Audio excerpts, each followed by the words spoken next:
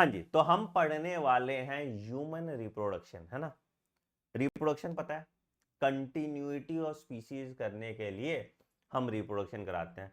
दो तरह का रिप्रोडक्शन आपने देखा था, एक देखा था एसेक्सुअल रिप्रोडक्शन, दूसरा देखा था सेक्सुअल रिप्रोडक्शन। तो ह्यूमंस में एसेक्सुअल रिप्रोडक्शन नहीं होता, सिर्फ सेक्सुअल रिप्रोडक्शन ही देखने को मिलता है ना। तो आओ थोड़ा सा पहले एनसीईआरटी माता क्या क्या इंट्रोडक्शन बताती है वो बताते हैं। तो पहला क्या, humans are sexually reproducing and viviparous. पहला पॉइंट जो एनसीईआरटी माता कहती है, क्या कहती है, ह्यूमंस आर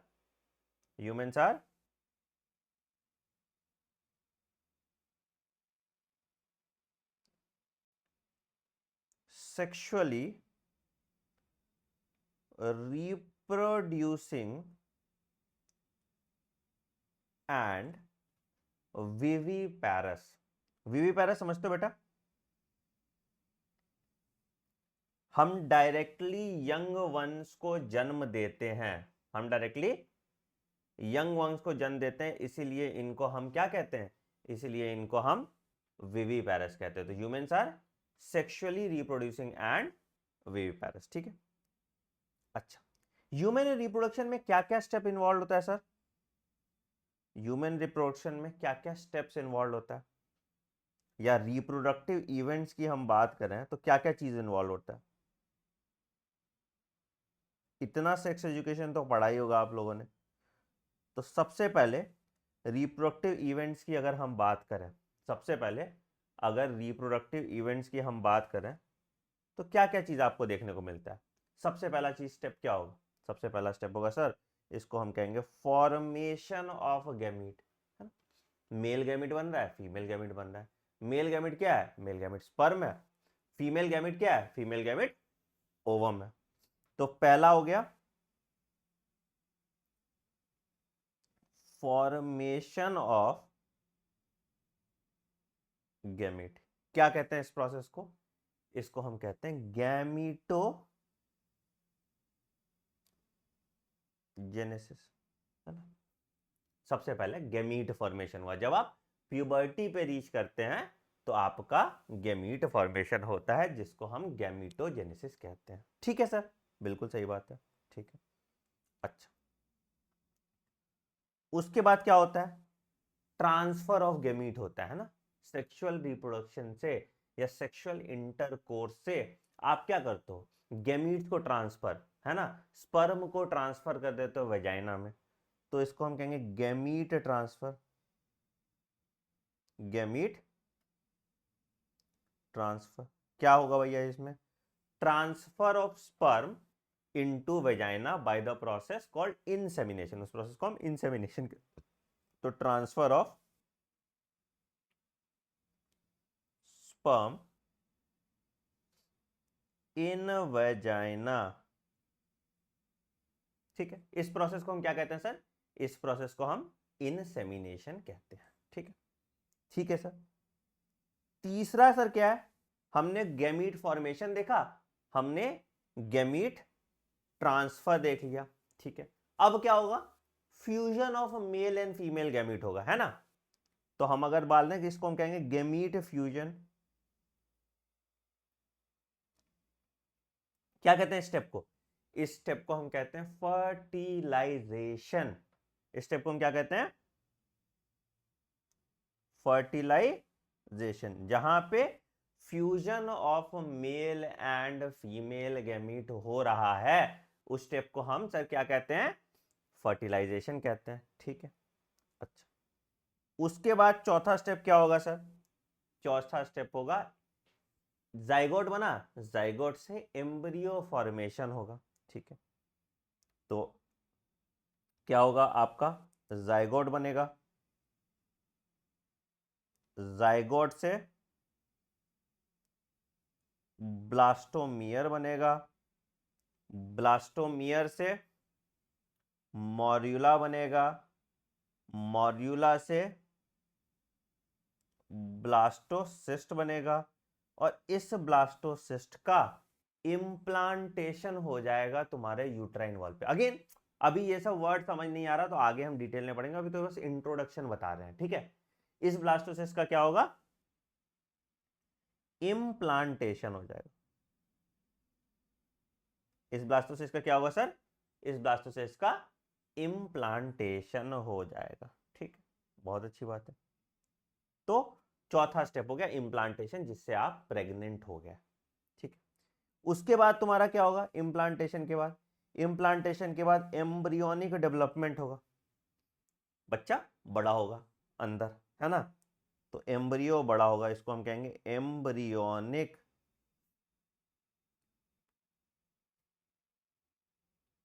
अब ह्यूमंस में ये एम्ब्रियोनिक डेवलपमेंट कितने दिन का होता है, 9 महीने का होता है ना। तो इस पीरियड को हम कहते हैं गेस्टेशन पीरियड। और उसके बाद जब ये बच्चा बड़ा हो गया तो it is ready for a delivery, ठीक है।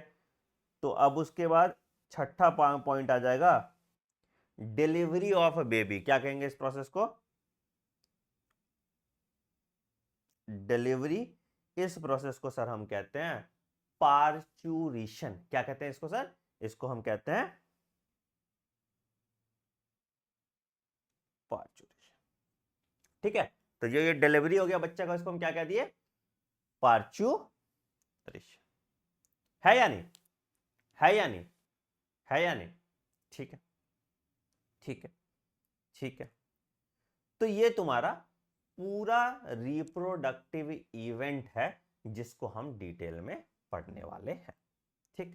पहले हम मेल रिप्रोडक्टिव सिस्टम पढ़ेंगे और उसके बाद हम फीमेल रिप्रोडक्टिव सिस्टम पढ़ेंगे। तो चलिए सबसे पहले स्टार्ट करते हैं मेल रिप्रोडक्टिव सिस्टम की, ठीक है। सबसे पहले स्टार्ट करते हैं मेल रिप्रोडक्टिव सिस्टम की। तो अगर मेल रिप्रोडक्टिव सिस्टम की बात करें तो कहां सिचुएटेड है, दोनों दोनों male reproductive system female reproductive system कहां पे, आपके पेल्विस रीजन में सिचुएटेड है ना। तो आप ये लिख सकते हैं, it is located in the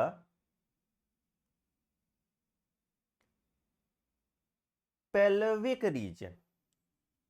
पहला point, located in the pelvic region. क्या क्या चीज होता है मेल रिप्रोडक्टिव सिस्टम में, तो the male reproductive system includes, it includes, क्या क्या चीज इंक्लूड करता है मेल रिप्रोडक्टिव सिस्टम में, सबसे पहला क्या, जो प्राइमरी सेक्स ऑर्गन है that is a pair of testis. तो लिखिए अ पेयर ऑफ टेस्टिस, ठीक है। दूसरा, दूसरा एक्सेसरी डक्ट, है ना, बहुत सारे डक्ट्स इसमें है, सारे डक्ट्स हम पढ़ेंगे। एक्सेसरी डक्ट्स, ठीक है। तीसरा एक्सेसरी ग्लैंड्स है, जैसे आपका सेमिनल वेसिकल हो गया, प्रोस्टेट हो गया, बल्बोयूरेथ्रल ग्लैंड हो गया, है ना।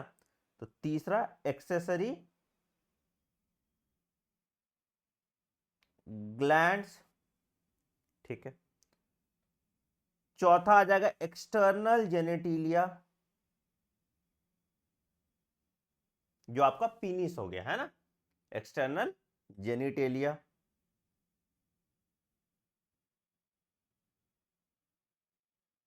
और लास्ट जो आपका होगा दैट इज क्या, एक्सटर्नल जेनेटिलिया के साथ स्क्रोटम, जो टेम्परेचर रेगुलेशन का काम करता है और प्रिवेंट करता है कि टेम्परेचर जो है बॉडी टेम्परेचर से 1 से 2 डिग्री सेल्सियस कम रहे, ताकि स्पर्मेटोजेनेसिस आराम से हो पाए, है ना। तो यही सब चीज है मेल रिप्रोडक्टिव सिस्टम का पार्ट, इनको ही हम एक एक करके देखने वाले हैं, है ना। एक सेकंड बस अपडेट हो जाने दो इसको।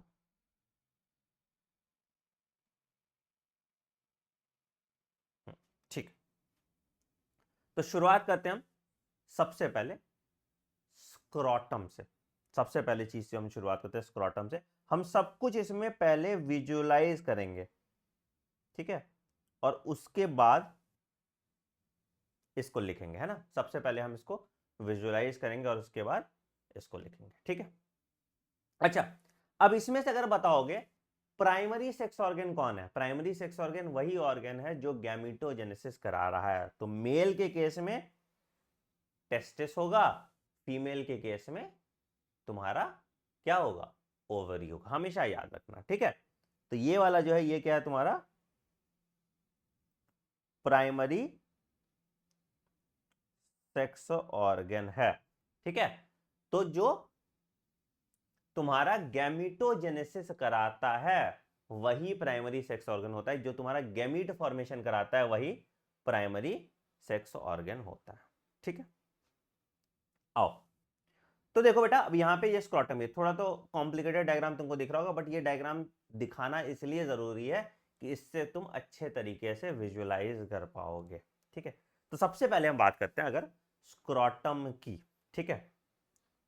सबसे पहले अगर हम बात करते हैं स्क्रॉटम की, तो हम ये लिख सकते हैं, पहला पॉइंट सबसे पहले लिखो स्क्रॉटम, फिर उसके बाद तुमको अच्छे से टेंशन मत लो, तुमको एक एक चीज ऐसा विजुअलाइज कर लोगे कि तुम्हें याद करने की जरूरत नहीं पड़ेगी ह्यूमन फिजियोलॉजी में कुछ भी, क्योंकि सब कुछ आपके दिमाग में रहेगा, है ना, कि मतलब तुमने विजुअलाइज किया, विजुअलाइज किया तो कैसे भूल सकते हो, है ना। चलो, स्क्रॉटम की अगर हम बात करते हैं सर, तो क्या है भाई, हम पॉइंट लिखते हैं कि the testis is situated, sorry, are situated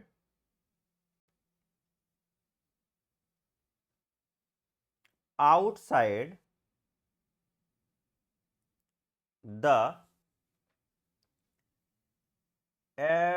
abdominal cavity, ठीक है, within a pouch called scrotum। तो हमारा जो टेस्टिस है एब्डोमिनल कैविटी के बाहर है, एब्डोमिनल कैविटी के अंदर नहीं है, और एक पाउच में है, उस पाउच को हम स्क्रॉटम कहते हैं। क्यों स्क्रॉटम में रखा है, क्योंकि द स्क्रॉटम हेल्प्स द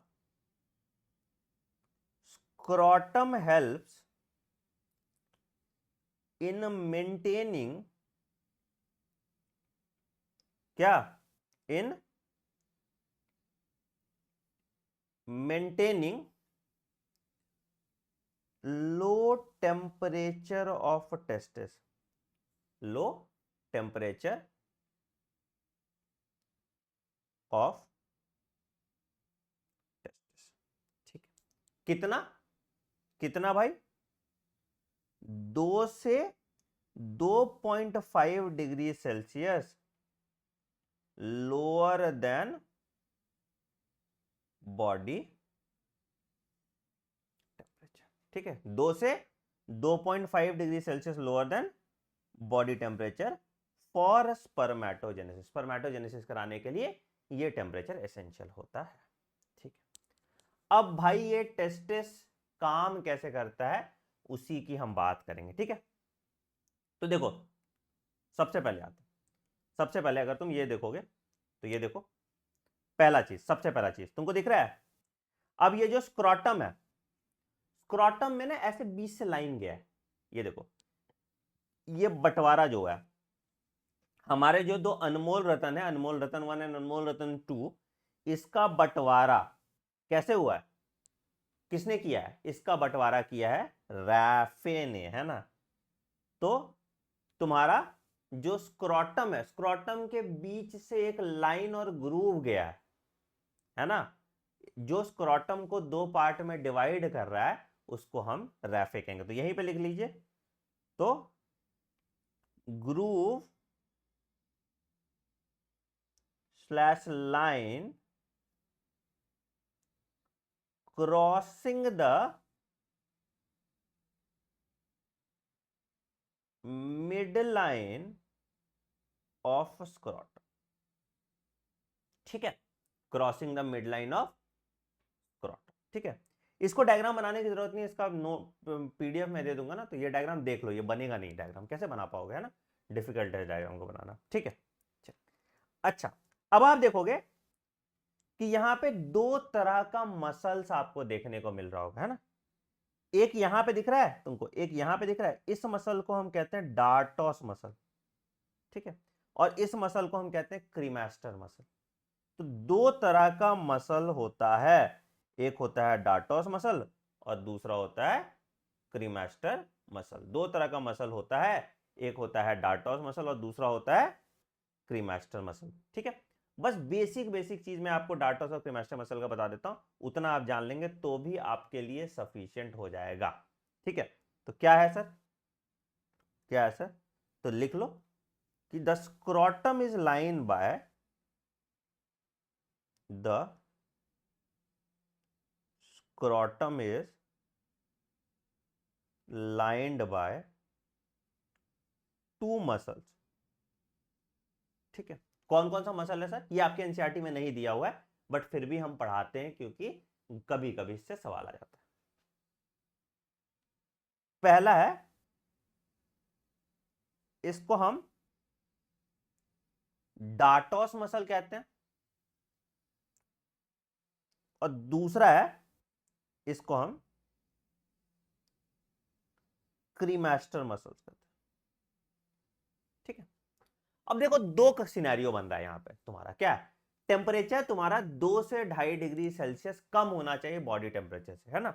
तो बेसिकली ना दो सिनेरियो बन रहा है। सपोज मान लो गर्मी है का टाइम है और उसके बाद विंटर का टाइम, ठीक है, ठीक है। तो गर्मी के टाइम में तुम देखोगे ना, तो तुम्हारा जो टेस्टिस है या स्क्रोटम है, तुम फील करोगे, किया ही होगा सब लोगों ने फील, सबसे गर्म ऑर्गन, सबसे ठंडा ऑर्गन दिखेगा। तुम देखो एकदम तुम्हारा एकदम मस्त स्क्रोटम, बट ठंडा ठंडा सा है। अभी गर्मी का टाइम है, फील कर सकते हो, ठीक है। ठंडी के टाइम में तुम देखोगे तो तुम्हारा स्क्रोटम सबसे गर्म दिखेगा, मतलब स्क्रोटम के अंदर जो टेस्टिस है वो एकदम गर्म गर्म दिखेगा, है ना। रीजन उसका मैं समझाता हूं तो तुम्हें क्लैरिटी मिल जाएगी, ठीक है। तो गर्मी के टाइम में क्या होता है कि जो है स्क्रोटम वॉल लूज हो जाता है and testis descends away from body. तो बोलोगे सर कि ठीक है, बॉडी का टेम्परेचर तो लगभग 37 डिग्री सेल्सियस है और मेरा जो टेस्टिस का टेम्परेचर है या जो एटमॉस्फेयर का टेम्परेचर है, सॉरी, मेरा जो एटमॉस्फेयर का टेम्परेचर तो 40 डिग्री सेल्सियस है। क्या फायदा हुआ उससे, क्या फायदा हुआ उससे। कभी कपड़ा सुखाते हुए देखे हो, कपड़ा कैसे सुखाते हैं, ऐसे दूर रख देते हैं ना, है ना, और उसके बाद हवा चलता है तो कपड़ा सूखते रहता है। आपको यह पता है कि इवेपोरेशन प्रोड्यूसेस कूलिंग इफेक्ट, ठीक है। तो अब क्या हुआ, जब स्क्रोटम वॉल लूजन हो गया और टेस्टिस डिसेंड कर गया away from body, away from body मतलब नीचे लटक गया, ठीक है। और यहां पे क्या हो रहा है, स्वेटिंग हो रहा है, पसीने निकल रहे हैं आपके, खूब पसीना निकलता है ना, तभी कहते हैं कि चड्डी बदल लिया करो, है ना। स्वेटिंग हो रहा है, स्वेटिंग की वजह से इवेपोरेशन होगा और इवेपोरेशन की वजह से कूलिंग इफेक्ट आएगा। इवेपोरेशन की वजह से क्या होगा, कूलिंग इफेक्ट आएगा, तो टेम्परेचर लो होगा, टेम्परेचर लो होगा तो स्पर्मेटोजेनेसिस हो पाएगा। तो इससे क्या होगा, स्पर्मेटोजेनेसिस हो पाएगा। हाँ या नहीं, हाँ या नहीं, हाँ या नहीं, ठीक है, बहुत अच्छी बात। ठंडी के टाइम की अगर हम बात करें, ठंडी के टाइम की अगर हम बात करें, तो ठंडी के टाइम में क्या होता है, आपका बॉडी गर्म है, बाहर बहुत ठंडी है, तो हीट कहां से मिल सकता है स्क्रोटम को, या हीट कहां से मिल सकता है टेस्टिस को, जब वो आपके बॉडी पे चिपक जाए, है ना, चिपक के हीट मिल जाता है। तो यहां क्या होता है, यहां पे dartos muscle and cremaster muscle क्या करता है, brings the testis closer to the body to soak in body heat. Body heat ले लेता है ना। तो इससे क्या हुआ, टेम्परेचर ऑप्टिमम होता है, अच्छा हो जाता है, और इससे स्पर्मेटोजेनेसिस हो पाता है ना। तो कभी भी तुम देखोगे ठंडी में तो ऐसे सिकुड़ जाएगा तुम्हारा स्क्रोटल वॉल और टेस्टिस ऊपर चला जाएगा, ठीक है, और गर्मी में टेस्टिस नीचे लटकता रहता है, ठीक है। तो यहां पे ही बात कर रहे हैं, तो डार्टोस और क्रीमास्टर मसल क्या करता है, क्रीमास्टर मसल एलिवेशन ऑफ टेस्टिस कराता है, टेस्टिस को ऊपर लेके जाता है ना। यहां पे देखो, यहां पे देखो, तुमको दिखेगा ये वाला है क्रीमास्टर मसल, ये दिख रहा है, ये वाला मसल है क्रीमास्टर मसल। तो ये क्या कर रहा है, ये टेस्टिस को ऊपर लेके जा रहा है, मतलब एलिवेशन ऑफ टेस्टिस कराएगा। यहीं पे लिख दें इसको, एलिवेशन ऑफ टेस्टिस करेगा, ठीक है। डार्टोस मसल क्या करेगा सर, डार्टोस मसल स्क्वीज करेगा टेस्टिस को, मतलब जो स्क्रोटल वॉल है उसको सिकुड़ेगा, है ना। तो shrinking of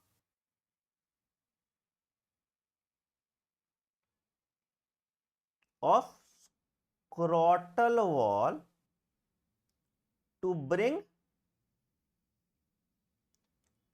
testis closer to pelvis, pelvis के क्लोज लेके आ गया, ठीक है, क्लोजर टू टेस्टिस, ठीक है, ठीक है। तो डार्टोस और क्रीमास्टर मसल क्या किया, क्या किया, ये कंस्ट्रिक्ट्स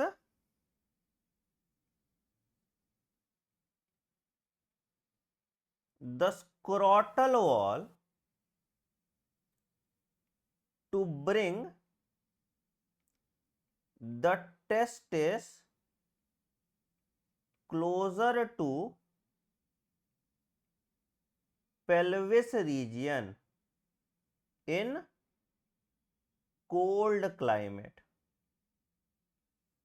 ठीक है। गर्मी के टाइम में क्या कर रहा है, गर्मी के टाइम में आपने देखा ये कर रहा है, गर्मी के टाइम में क्या कर रहा है, गर्मी के टाइम में देखा तो ये कर रहा है, ठीक है। क्या विंटर में टेस्टिस का टेम्परेचर इंक्रीज करके ऑप्टिमम बनाएंगे तो फिर पॉइंट में सिर्फ 2 to 2.3 डिग्री सेल्सियस लोअर क्यों लिखा है, बेटा देखो समझो, अब मेरा बॉडी का टेम्परेचर 37 डिग्री सेल्सियस है, तुम मेरे बॉडी में चिपके तो तुम क्या पूरा 37 डिग्री सेल्सियस का टेम्परेचर ले लिए, नहीं ना, कुछ हीट रेडिएट होगा ना, बट बाहर जो टेम्परेचर 4-5 डिग्री सेल्सियस है वहां पे तो स्पर्म बनेगा ही नहीं। तो कम से कम बॉडी के पास हो रहे हो तो तुम्हारा temperature 32 degree Celsius 33 degree Celsius तक तो जा रहा है, तो वहां पे तुम्हारा फिर स्पर्म बन जाता है। डन है यहां तक, डन है यहां तक, डन है यहां तक, डन है यहां तक, ठीक, ठीक है, कोई दिक्कत, चल आगे बढ़ते। अब तुम देखोगे जो टेस्टिस होता है उसका descent 7th month of embryonic development में होता है, एब्डोमिनल वॉल से, है ना। तो अगर हम लिखें the testis descends into the testis descends into the scrotal sac in कब, 7th month of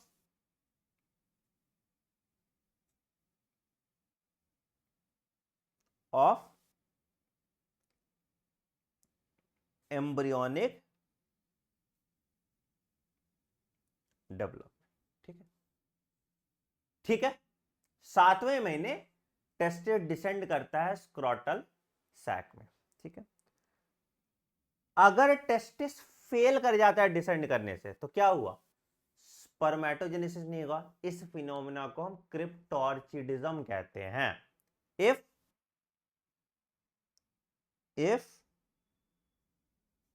testis fails to descend, तो क्या हुआ, इसको हम कहते हैं क्रिप्टोर्चिडिज्म। क्या होगा इसमें, इसमें स्पर्म तुम्हारा नहीं बन पाएगा। एक बच्चा पूछा है सर फीवर के टाइम क्या होगा। वाह बेटा, फीवर के टाइम भी आपको सेक्स करना है, शाबाश, बहुत तेज बहुत तेज, है ना, फीवर वूवर सब रखा है, सेक्स अपनी जगह मस्त चलते रहना चाहिए। Very good very good very good. So what will happen if dartos muscle is not working, dartos muscle work नहीं करेगा तो स्क्रोटम सिकुड़ेगा नहीं, स्क्रोटम लटकते रहेगा तो टेस्टिस ऊपर एलिवेट नहीं हो पाएगा। ठीक है, अब ये जो हमारे दो अनमोल रतन है, या जो हम कहते हैं जो हमारे टेस्टिस हैं, ये डिसेंड कैसे हो रहा है, डिसेंड ऑफ टेस्टिस। तो जो हमारा डिसेंड ऑफ टेस्टिस है in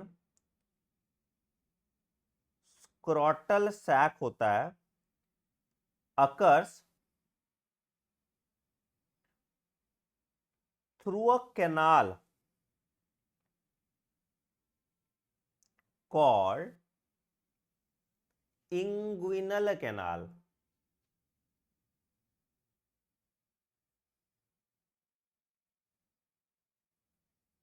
through a canal called inguinal canal. तो देखो आपका यहां देखो, ये नीचे वाला जो क्या है, एब्डोमिनल कैविटी और पेल्विस रीजन के बीच में एक कैनाल है, उसको हम कहते हैं इंग्विनल कैनाल। तो इंग्विनल कैनाल से टेस्टिस डिसेंड कर जाता है स्क्रोटल सैक में।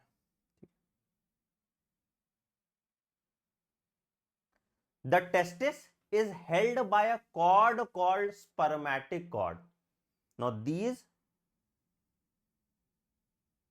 testes are held by a cord called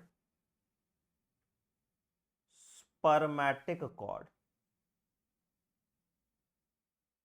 ठीक है, दिखाते हैं डायग्राम में, डायग्राम देखोगे सब समझ जाएगा। तो यहां देखो, यहां देखो, यहां देखो, तो ये जो कैनाल दिख रहा है, ये दिख रहा है यहां पे इंग्विनल कैनाल दिख रहा है, ये जो कैनाल है ये तुम्हारा इंग्विनल कैनाल है। ठीक है, और ये जो कॉर्ड है, ये वाला कॉर्ड पूरा, इसको हम कहते हैं स्पर्मेटिक कॉर्ड।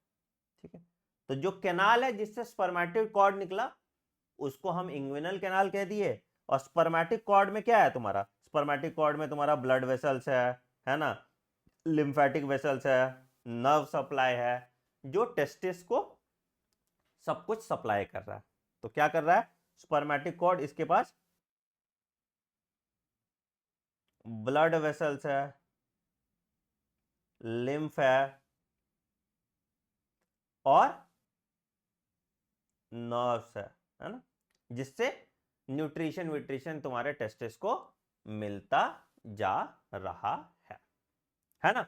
तो ये तुम्हारा स्पर्मेटिक, हाँ जी, अगर मसल वर्क करेगा तभी स्पर्मेटोजेनेसिस होगा। अगर स्क्रोटम सैक तुम्हारा ठीक से काम नहीं कर रहा तो टेम्परेचर रेगुलेशन नहीं होगा, टेम्परेचर रेगुलेशन नहीं होगा तो स्पर्मेटोजेनेसिस नहीं होगा। ठीक है, डन, डन यहां तक, बहुत बढ़िया। तो आपको इंग्विनल कैनाल और स्पर्मेटिक कॉर्ड फूट गया। अब इसमें एक बीमारी होता है, इसमें एक बीमारी क्या होता है, कभी कभी लोग कहते हैं ना कि टाइट चड्डी पहना करो, है ना, क्यों, ताकि तुम्हारा जो स्क्रोटम है वो एक जगह इंटैक्ट रहे, है ना, ज्यादा जोर ना पड़े। जब खास करके तुम वेट लिफ्ट कहते हो तो कहते हैं आप अंडरवेयर टाइट पहनिए। ठीक है, रीजन क्या होता है बेटा, क्या है, जो इंग्विनल कैनाल है, कभी कभी sometimes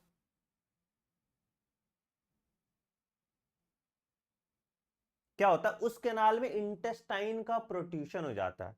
sometimes protrusion of intestine occurs in the inguinal canal called inguinal hernia. इसको हम क्या कहते हैं? इसको हम इंग्विनल हर्निया कहते हैं। इंग्विनल कैनाल कॉल्ड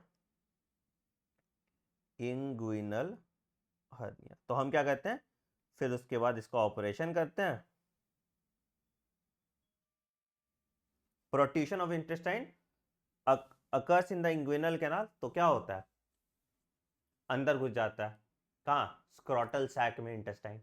तो प्रेशर पड़ता है आपके टेस्टिस पे, तो बहुत दर्द होता है।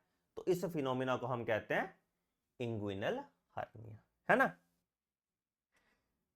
Inguinal protrusion of intestine occurs in the inguinal canal into the scrotal sac. ये एक पॉइंट ऐड करो, into the scrotal, into the scrotal sac.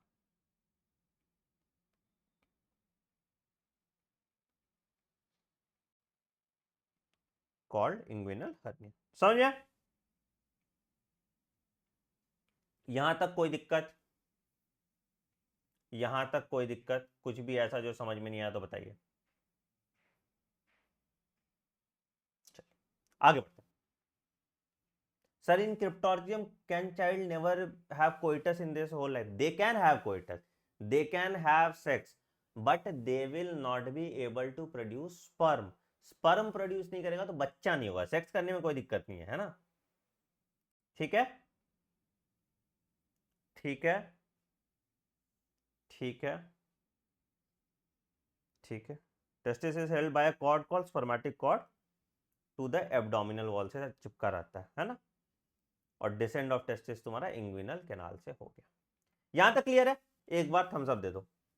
चलो आगे बढ़ते हैं, आगे बढ़ते हैं। ठीक है, आगे बढ़ते हैं। दूसरा आते हैं, टेस्टिस की बात करते हैं। ये तो हमने वो कर लिया, स्क्रोटम देख लिया। ठीक है, अब आते हैं टेस्टिस, जो तुम्हारा प्राइमरी सेक्स ऑर्गन है। प्राइमरी सेक्स ऑर्गन है। ठीक, ठीक है। एनसीईआरटी माता कुछ डायमेंशन भी बताती है टेस्टिस का, जो बहुत इंपॉर्टेंट है आपके लिए। ठीक है, पहला ओवल इन शेप है हमारा टेस्टिस। ठीक है सर, बहुत अच्छी बात है, ओवल इन शेप है। ठीक है, लेंथ कितना है सर? लेंथ है 4 to 5 सेंटीमीटर। ठीक है, विड्थ है 2 से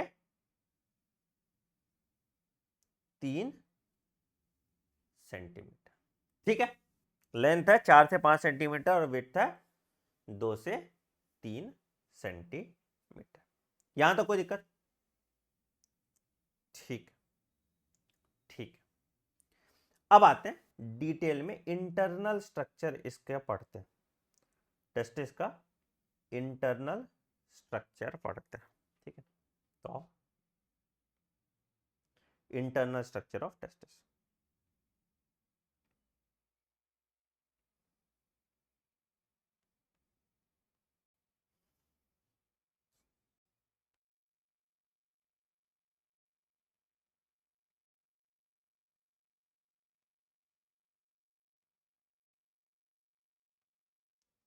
देखो, TES होता है तो सिंगुलर हो गया, TES हो गया तो प्लूरल हो गया।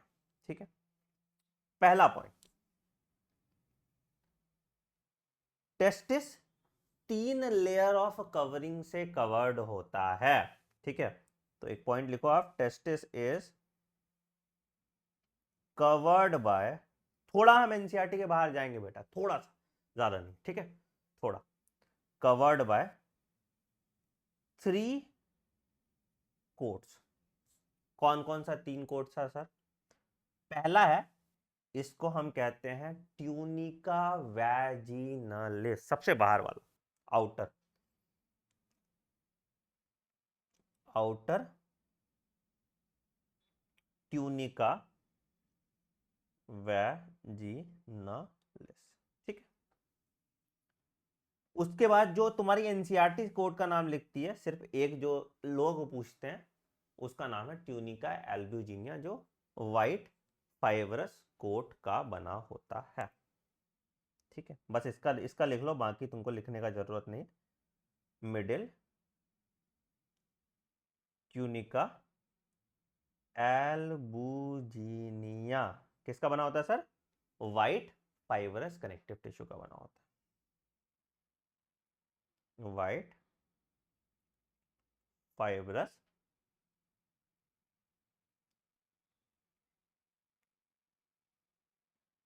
ठीक है। और तीसरा होता है ट्यूनिका वैस्क्यूलोसा, तीसरा होता है इनर वैस्क्यूलोसा, मतलब देख के समझ में आ रहा है ब्लड सप्लाई न्यूट्रिशन प्रोवाइड कर रहा है ना। ट्यूनिका वैस्क्यू इनर ट्यूनिका वैस्क्यूलोसा, ठीक है। बहुत अच्छी बात है, बहुत अच्छी बात है, ठीक। Every testis has 250 testicular compartment. किताबों में तुम जाओगे तो 200 से 300 टेस्टिकुलर कंपार्टमेंट लिखता है, एनसीईआरटी तुम्हारी सीधे लिख देती है 250 टेस्टिकुलर कंपार्टमेंट, ठीक है। एवरी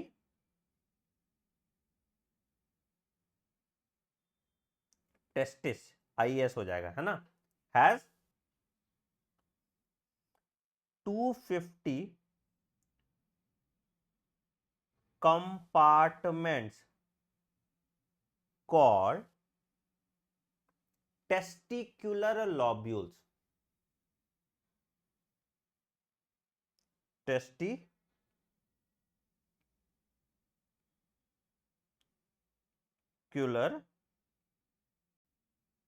lobules, ठीक है।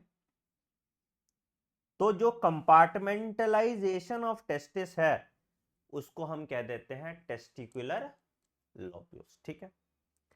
हर टेस्टिकुलर लोब्यूल में, हर टेस्टिकुलर लोब्यूल में, each testicular lobule has, each testicular lobule has क्या, 1 से 3 हाईली कॉइल्ड सेमिनिफेरस टिब्यूल। इस टेस्टिकुलर लोब्यूल हैज 1 से 3 हाईली कॉइल्ड सेमिनिफेरस टिब्यूल, है ना। हर टेस्टिकुलर लोब्यूल में क्या है, 1 से 3 हाईली कॉइल्ड सेमिनिफेरस टिब्यूल, ठीक है, ठीक है, ठीक है, ठीक है। अब ये जो सेमिनिफेरस टिब्यूल की बात करेंगे, it is lined by, it is of 2 types. तो सेमिनिफेरस टिब्यूल कैसा होगा, इसमें 2 टाइप्स ऑफ सेल होंगे। कैसा कैसा सेल होगा सर? पहला है, इसको हम कहते हैं मेल जर्म सेल, पहला इसको हम कहते हैं मेल जर्म सेल, और दूसरा है इसको हम कहते हैं सर्टोली सेल। पहला है इसको हम कहते हैं मेल जर्म सेल और दूसरा है इसको हम कहते हैं Sertoli cell. Male germ cell को हम सर स्पर्मेटोगोनियम भी कहते हैं, स्पर्मेटोगोनियम भी कहते हैं, which will help in spermatogenesis, it will help in spermatogenesis या sperm formation में help करेगा। तो it will help in spermatogenesis, ठीक है। सर्टोली सेल क्या होता है सर? सर्टोली सेल तुम्हारा न्यूट्रिशन देता है, न्यूट्रिशन टू स्पर्मेटोजोआ। अभी हम डिटेल में इसको पढ़ेंगे कैसे न्यूट्रिशन देता है, क्या करता है। अभी मोटा मोटी मैंने तुमको बता दिया, मेल जर्म सेल और सर्टोली सेल के बारे में। ठीक है, ठीक है, ठीक है। तो या न्यूट्रिशन टू स्पर्मेटोजोआ लिख लो, या एनसीईआरटी लिखती है nutrition to the germ cell. तो एनसीईआरटी का लाइन ही लिख लो, यहां पे लिख लो nutrition to the germ cell. ठीक है, ठीक है। तो मेल जर्म सेल हो गया और सर्टोली सेल हो गया। इसको नर्व सेल्स भी बोलते हैं, सस्टेंकुलर सेल्स भी बोलते हैं, अपनी श्रद्धा है, आप जो बोलना चाहते हैं बोल सकते हैं। ठीक है, बहुत अच्छी बात है, ठीक है, बहुत अच्छी बात है, ठीक है। तो पॉइंट यहां पे क्या है कि द मेल जर्म सेल क्या अंडरगोज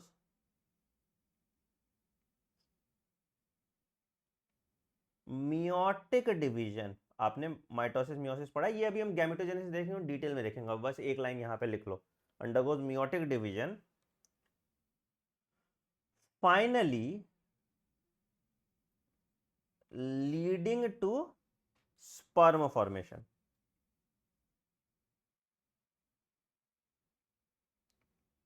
while द क्या Sertoli cell provide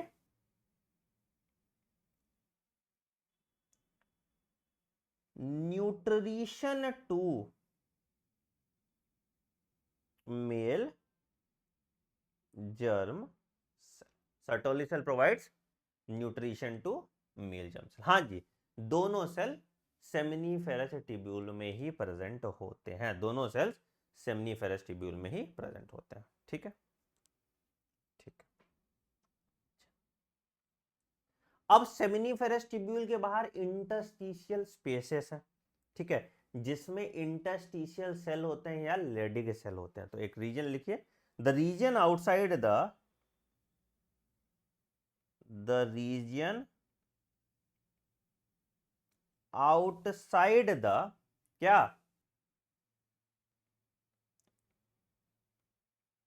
seminiferous tubule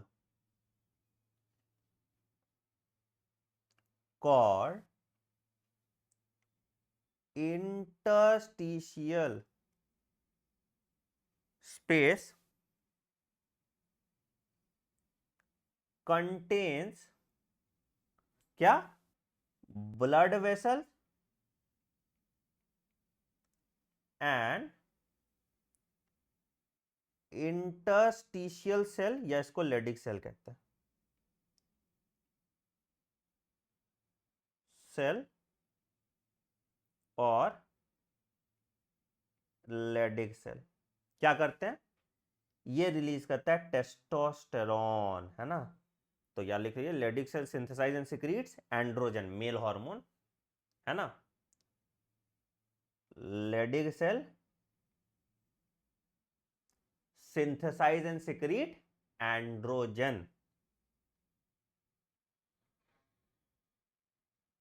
size and secretes androgen. ठीक है, यहां तक किसी को कोई दिक्कत? ठीक है, यहां तक किसी को कोई दिक्कत? ठीक, तो इसने एंड्रोजन रिलीज कर दिया।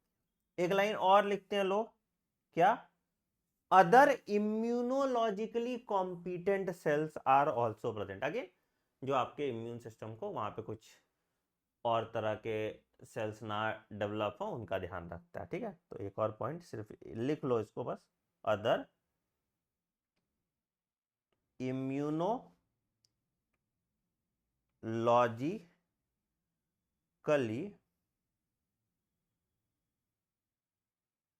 competent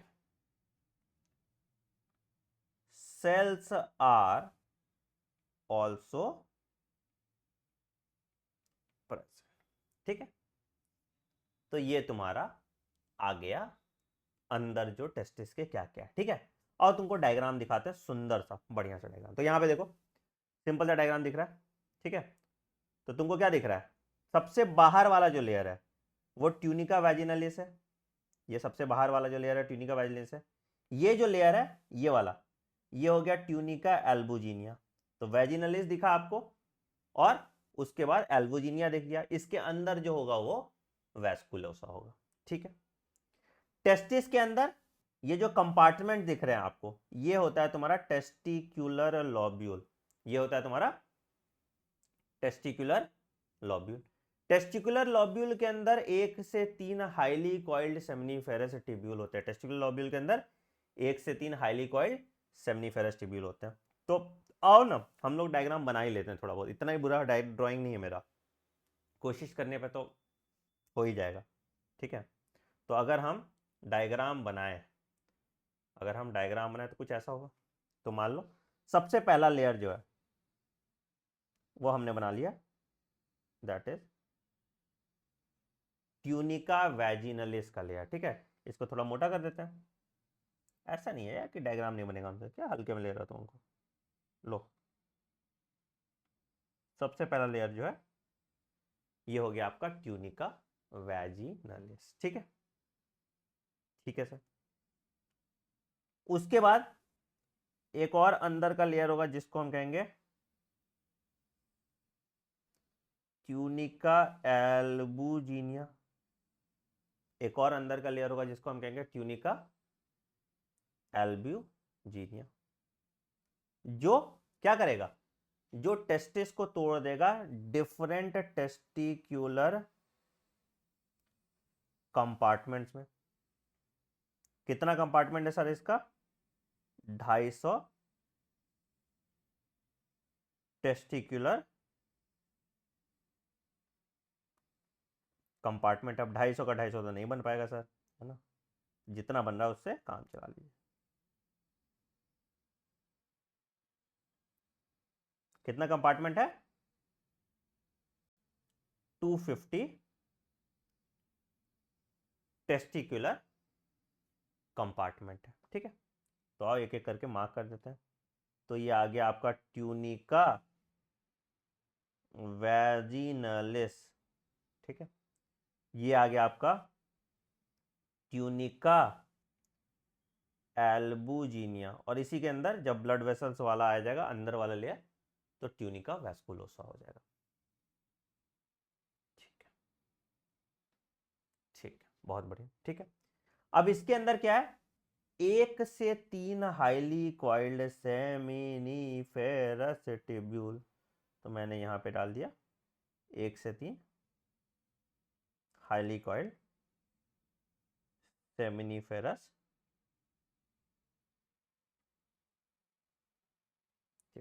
ठीक है। तो इसको मैंने क्या कह दिया, ये मेरा सेमिनिफेरस ट्यूब्यूल हो गया,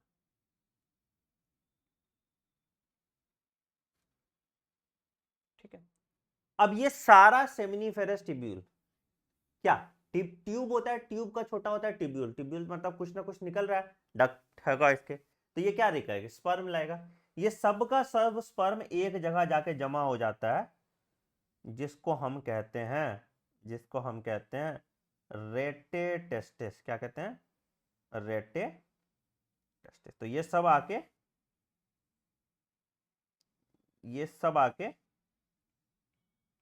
एक जगह जमा हो जा रहा है, जिसको हम कह रहे हैं क्या, रेटे,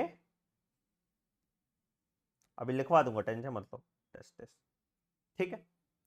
रेटे टेस्टिस से फिर कुछ डक्ट्स निकल रहे हैं,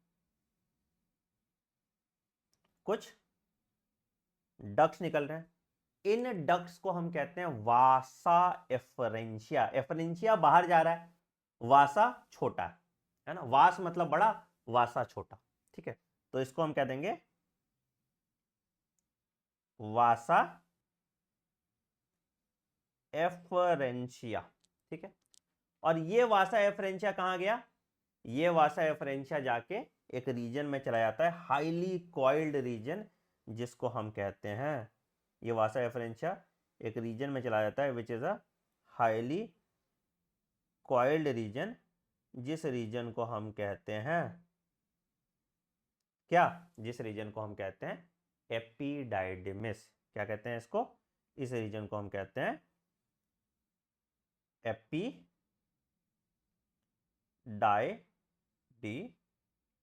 ठीक है, एपिडाइडिमिस का 3 पार्ट होता है।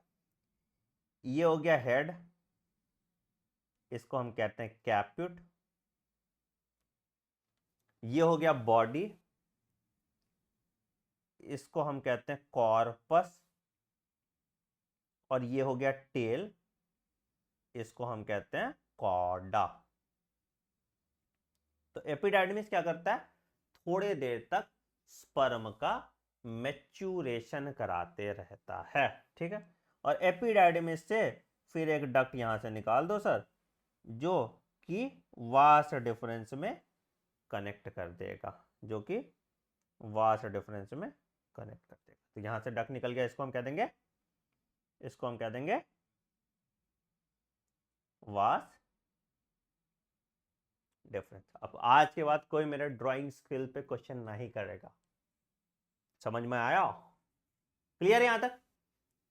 क्लियर है यहां तक? क्लियर है यहां तक? क्लियर है यहां तक? हाँ, है क्लियर? तो चलो, ये यहां पे भी अगर यही देखोगे तो यही वाली चीज सीधा बात कर रहा है क्या, स्पर्मेटिक कॉर्ड से ब्लड वेसल्स वगैरह आया, ठीक है, ट्यूनिका एल्बुजिनिया, ट्यूनिका वैजिनलिस, ठीक। उसके बाद टेस्टिकुलर लॉब्यूल हुआ, टेस्टिकुलर लॉब्यूल में सेमनीफेरस ट्यूब्यूल है, सेमनीफेरस ट्यूब्यूल से गया रेटेटेस्टिस, रेटेटेस्टिस से गया तुम्हारा इफरेंट डक्ट, या इसको वासा एफरेंशिया कह देंगे। वासा एफरेंशिया के बाद गया तुम्हारा एपिडाइडिमिस में, तो टेल ऑफ एपिडाइडिमिस, हेड ऑफ एपिडाइडिमिस, तुम्हारा हेड ऑफ एपिडाइडिमिस और बीच वाला बॉडी वाला पार्ट है।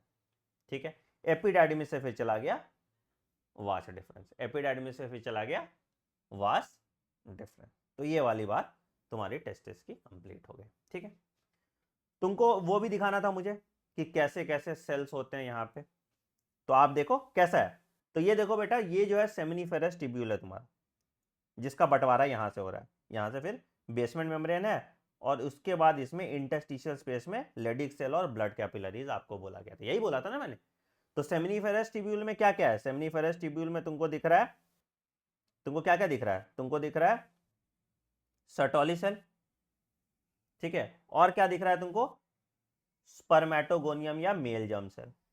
ठीक है, ये सब कुछ बाद में ल्यूमेन ऑफ सेमिनिफेरस ट्यूब्यूल में रिलीज कर देगा स्पर्म, है ना, इस पे बाद में बात करेंगे। ये सब ल्यूमेन ऑफ सेमिनिफेरस ट्यूब्यूल में स्पर्म रिलीज करेगा, इस पे हम बाद में बात करेंगे। अभी बस मैंने तुम्हें दिखा दिया कि मेल जर्म सेल कहां पे है तुम्हारा और सर्टोली सेल कहां पे है। तो ये सर्टोली सेल है तुम्हारा, ये मेल जर्म सेल है, और उसके बाद इसके बीच में एक बेसमेंट मेम्ब्रेन है, और जो इंटरस्टिशियल स्पेस है वहां पे तुम्हारा लेडिक सेल और ब्लड कैपिलरीज देखने को मिल रहा है, लेडिक सेल और ब्लड कैपिलरीज देखने को मिल रहा है। क्लियर है ना?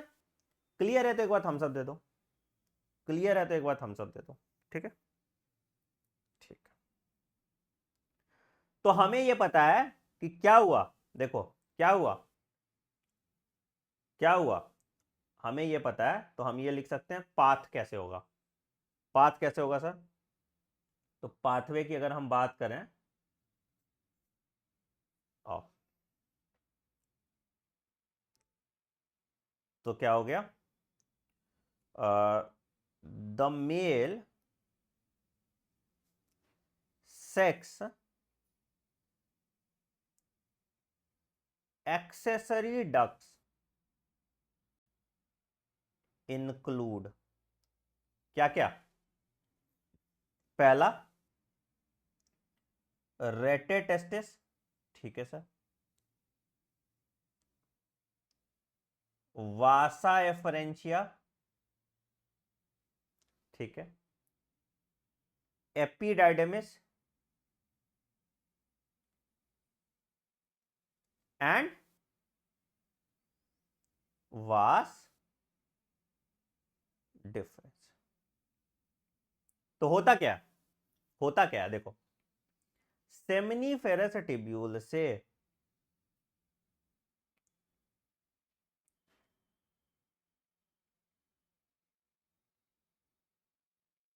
सेमिनिफेरस ट्यूब्यूल कहां ओपन हुआ? रेटेटेस्टिस में। रेटेटेस्टिस से क्या हुआ? वासा एफरेंशिया।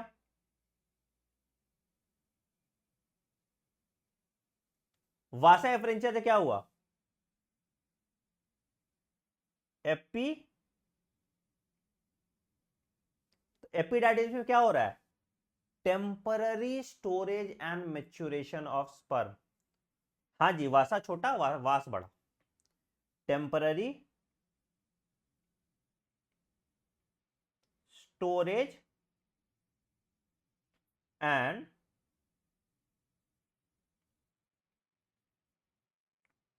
मैच्योरेशन ऑफ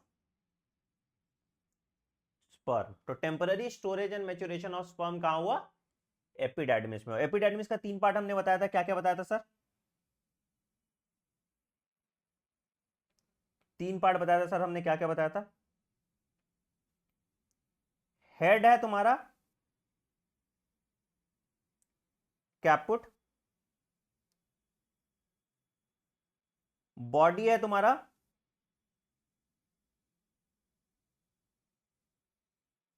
और टेल है तुम्हारा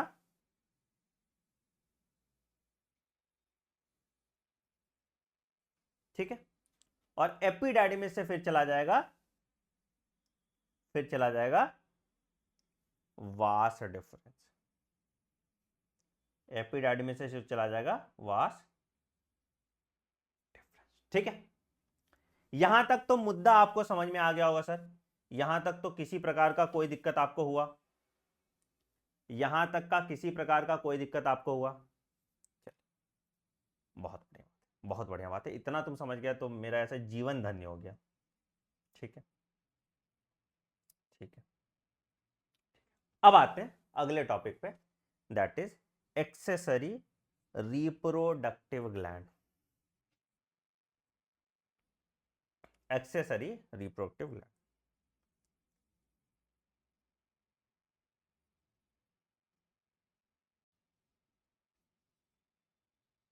रिप्रोडक्टिव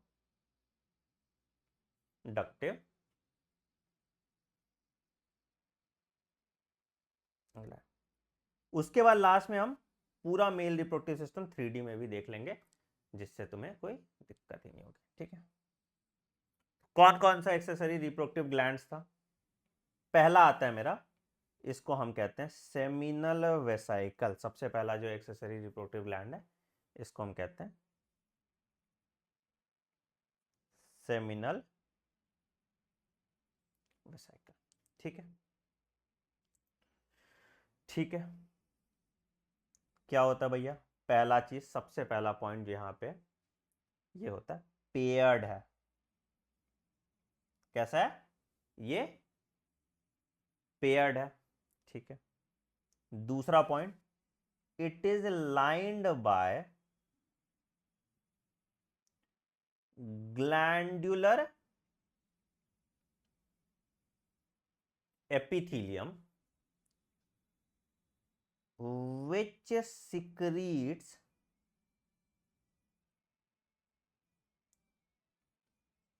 seminal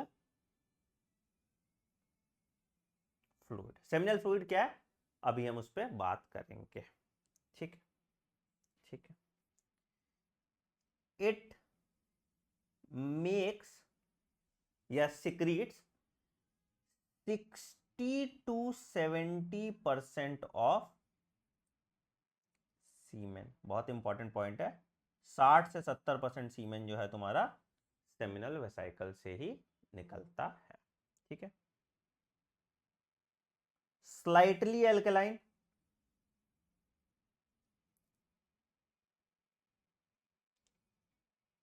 ठीक है, दैट इज पीएच 7.3 है। और क्या क्या पाया जाता है? फ्रुक्टोज, ताकि स्पर्म को न्यूट्रिशन मिल पाए। ठीक है। फाइब्रिनोजेन, कोएगुलेशन हो पाए स्पर्म का। प्रोस्टाग्लैंडिन स्पर्म की मोटिलिटी में हेल्प करता है, स्पर्म ताकि ट्रैवल कर पाए, ठीक है। And several other proteins are, ठीक है। तो ये हो गया तुम्हारा सेमिनल वेसिकल की बात, ठीक है। दूसरा होता है, इसको हम कहते हैं प्रोस्ट्रेट ग्लैंड। दूसरा होता है, इसको हम कहते हैं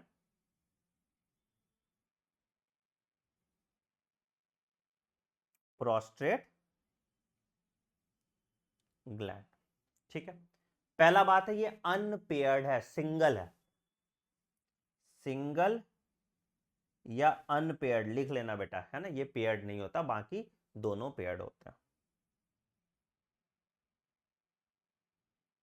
ठीक है। यूरिनरी ब्लैडर के नीचे होता है, अभी वीडियो अभी देखोगे 3D में तो दिख जाएगा, है लोकेटेड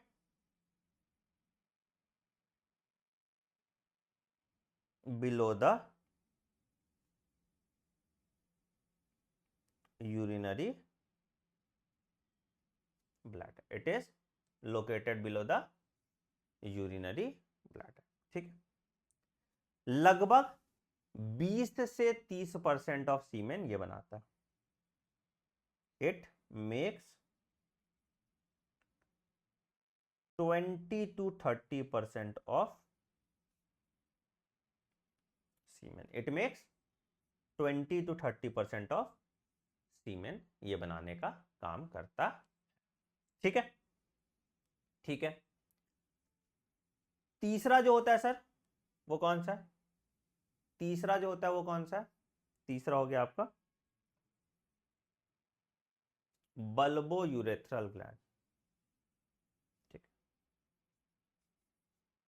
तीसरा हो गया बल्बो यूरेथ्रल, ठीक है, या इसको कूपर्स ग्लैंड भी कहते हैं।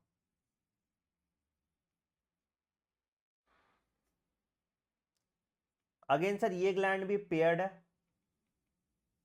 ठीक है, स्लाइटली एल्कलाइन है,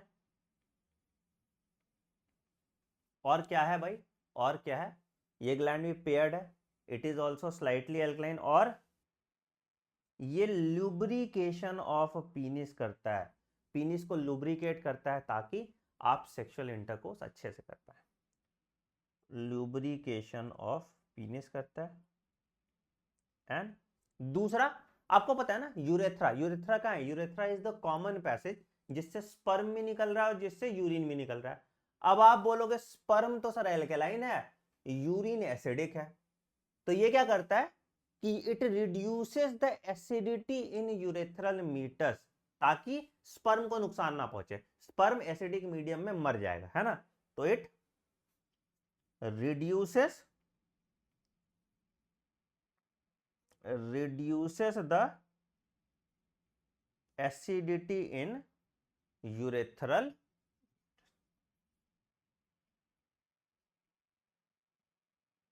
it reduces the acidity in urethral meatus, ठीक है,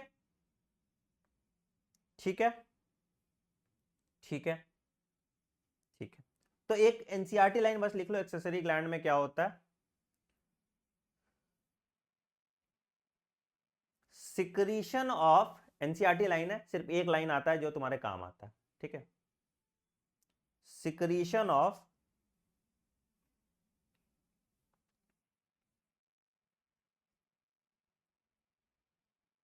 secretion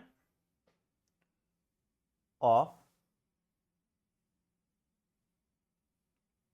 bulbourethral gland, sorry secretion of bulbourethral, secretion of seminal plasma है ना, secretion of these glands of these glands constitute the seminal plasma which is rich in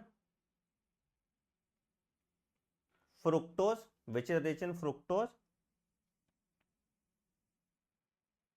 calcium and certain enzymes. NCERT line है, बस इसको लिख लो, बाकी तो कोई दिक्कत नहीं।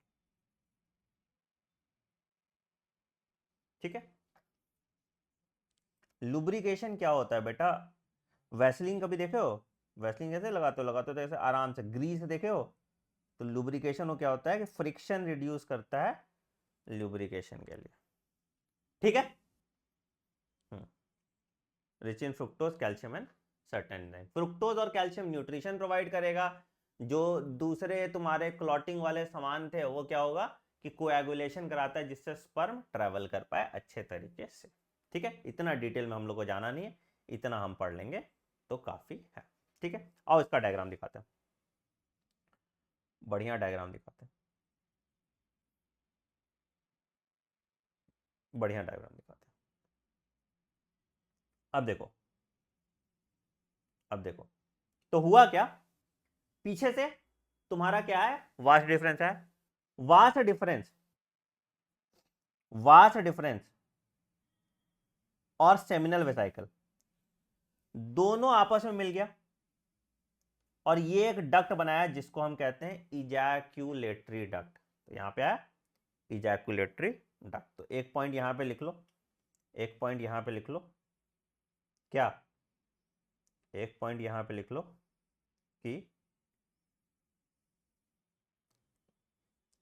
क्या the एपिडाइडिमिस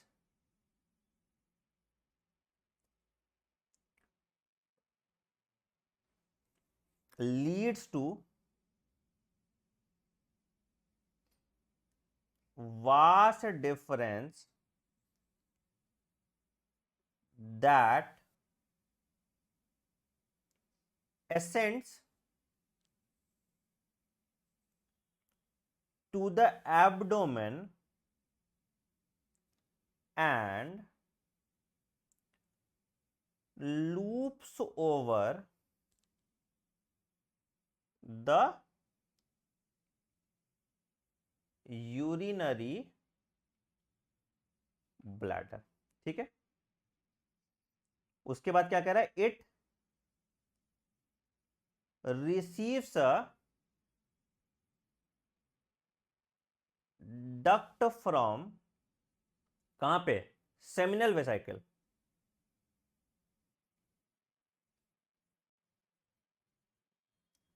and opens into the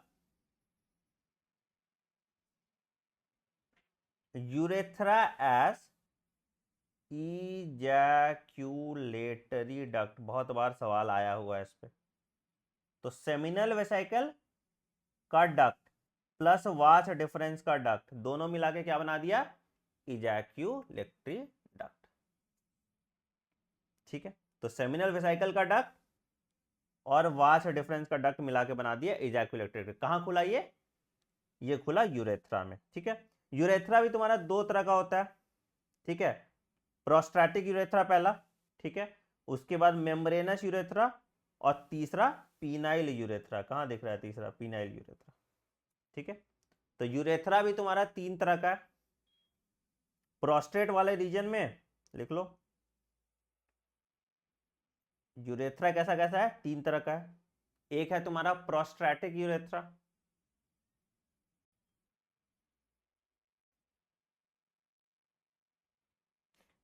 दूसरा है तुम्हारा मेम्ब्रेनस यूरेथ्रा,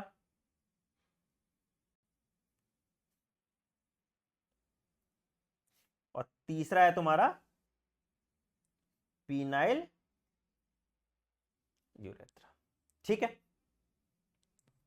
ठीक, उसके बाद तुमको ये देखो, तो ये दिख रहा है तुमको सेमिनल वेसाइकल, ये वाला, दिख रहा है सेमिनल वेसिकल, है ना। ये तुमको दिख रहा है प्रोस्टेट ग्लैंड, ठीक है, और यहां तुमको दिख रहा है बल्बो यूरेथ्रल ग्लैंड, नीचे की तरफ जो है बल्बो यूरेथ्रल ग्लैंड है जो ल्यूब्रिकेशन ऑफ पीनिस कराएगा। तो ये तुम्हारा एक्सेसरी ग्लैंड्स हो गया। सारे ग्लैंड दिख गए, सारे ग्लैंड दिख गए ना, तो ये तुम्हारा एक्सेसरी ग्लैंड्स हो गया, ठीक है। चलो लास्ट टॉपिक आज का, जिसको हम एक्सटर्नल जेनिटिलिया या पीनिस कहेंगे, ठीक है। उसके बाद एक बार 3D में देख लेंगे, ठीक है। तो एक्सटर्नल जेनिटिलिया या पीनिस, ठीक है। तो क्या भैया, हम लिखेंगे penis is the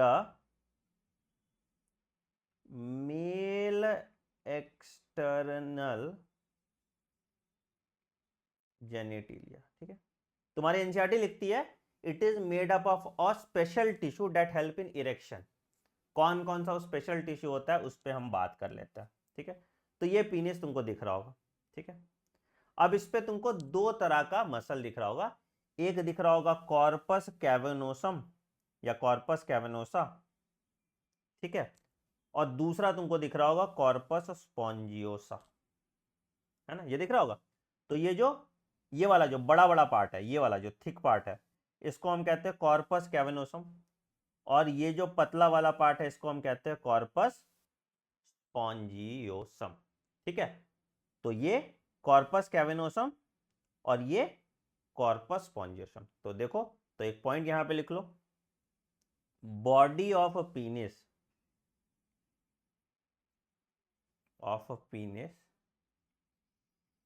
is made up of किसका, corpus cavernosum and corpus spongiosum. अब ज्यादा डिटेल में हम नहीं जाएंगे, हम इसमें बस यहां लिख देते हैं helps in erection of penis, है ना, helps in erection of penis, ठीक है, ठीक है। अच्छा, और क्या दिख रहा है, ये जो बल्ज पार्ट ऑफ पीनिस है, फूला हुआ पार्ट दिख रहा है, जो टिप ऑफ पीनिस है, इसको हम कहते हैं ग्लैंस पीनिस, ठीक है, ठीक है। तो द इनलार्ज्ड, लिखें the enlarged end of penis called the glans penis, ठीक है, and it is covered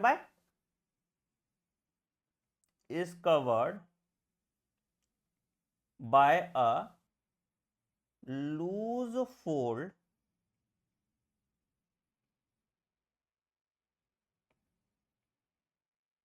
of skin called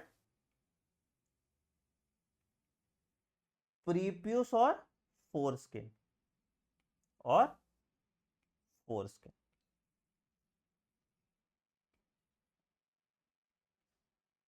क्या कहते हैं इसको प्रीप्यूस या फोरस्किन कहते हैं, ठीक है। कभी कभी ये फोरस्किन कट हो जाता है इन सम रिलीजन, क्या होता है, हम फोरस्किन को काट देते हैं,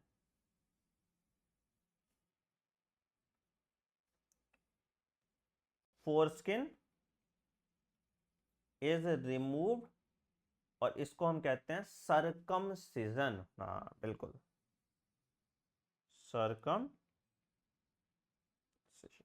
ठीक। तो ये तुम्हारे पीनिस के बारे में आ गया, ये तुम्हारे पीनिस के बारे में आ गया, ठीक है। कोई दिक्कत, डायग्राम पे फिर से आ जाते हैं बेटा। तो तुमको देखो काम की चीज जो तुमने देख ली, प्रीप्यूस देख ली, ग्लैंस पीनिस देख लिया, जो मैंने हाईलाइट किया सिर्फ उतने काम की चीजें हैं, ठीक है। तो ये तुम्हारा पीनिस कवर अप हो गया। ग्लैंस पीनिस सेंसिटिव होता है बेटा, पूरा पीनिस सेंसिटिव है, ऑब्वियसली ग्लैंस पीनिस भी सेंसिटिव होता है। क्या इट इज कॉर्पोरा, अरे कॉर्पस, हाँ कॉर्पोरा लिख लो, सही बात है। कॉर्पोरा, कॉर्पस लंबा है ना तो कॉर्पोरा हो जाएगा, ठीक है। कॉर्पोरा, जी सर, ठीक है। कैविनोसम और कॉर्पोरा स्पॉन्जियोसम। चल एक बार आओ अब 3D के दर्शन करते हैं और पूरा एक एक चीज देख लेते हैं, ठीक है। बाहर से देखना स्टार्ट करो। This is outer structure. अगर तुम ऐसे पीनिस को देखोगे तो तुमको ऐसा दिखेगा, ठीक है। ये जो रीजन हो गया ये तुम्हारा स्क्रोटल सैक हो गया। स्क्रोटल सैक को अगर हम हटाएंगे, यहां काट दो तो तुमको दिखेगा टेस्टिस, ठीक है। टेस्टिस यहां दिखे, तो ये अंदर वाले रीजन में देख लोगे तो कुछ ऐसा दिख जाएगा तुमको, दिख रहा है? टेस्टिस तुमको दिख रहा है, दिख रहा है ना, ठीक। तो यहां पे ये एपिडाइडिमिस है, ये वास्ट डिफरेंस है। वास्ट डिफरेंस यूरिनरी ब्लैडर से लूप किया, देखो वास्ट डिफरेंस यूरिनरी ब्लैडर से लूप किया। ये सेमिनल वेसिकल है, ये प्रोस्टेट है, और ये बल्बो यूरेथ्रल ग्लैंड है। ये सेमिनल वेसिकल, ये प्रोस्टेट, ये बल्बो यूरेथ्रल ग्लैंड है। और ये तुम्हारा एक्सटर्नल जेनेटिलिया, ये पीनिस हो गया। ये तुम्हारा बल्ज पार्ट जो है ये ग्लैंस पीनिस है। ये तुम्हारा जो बल्ज पार्ट है ये ग्लैंस पीनिस है। फोरस्किन रिमूव होने से दर्द होता है? बिल्कुल दर्द होगा बेटा, क्यों नहीं होगा दर्द, बहुत जोर से दर्द होगा, करवा के देखो, ठीक है। टेस्टिस के अंदर का स्ट्रक्चर देखो, यही है टेस्टिकुलर लॉब्यूल, जिसके अंदर तुम्हारा सेमिनिफेरस ट्यूब्यूल है। सेमिनिफेरस ट्यूब्यूल गया फिर कहाँ, रेटे टेस्टिस, रेटे टेस्टिस से गया वासा एफरेंशिया, वासा एफरेंशिया से गया एपिडाइडिमिस, एपिडाइडिमिस से गया वास्ट डिफरेंस, वास्ट डिफरेंस के साथ ये मिल गया सेमिनल वेसिकल के साथ, तो बनाया इजैकुलेटरी डक्ट। उसके बाद खुल गया यूरेथ्रा में। यूरेथ्रा कैसा, प्रोस्टैटिक यूरेथ्रा, तुम्हारा मेम्ब्रेनस यूरेथ्रा, फिर पीनाइल यूरेथ्रा। पीनाइल यूरेथ्रा निकाल देता है यूरेथ्रल मीटस में, यूरेथ्रल मीटस से स्पर्म निकल जाता है, ठीक है। मेल रिप्रोडक्टिव सिस्टम कंप्लीट हो गया।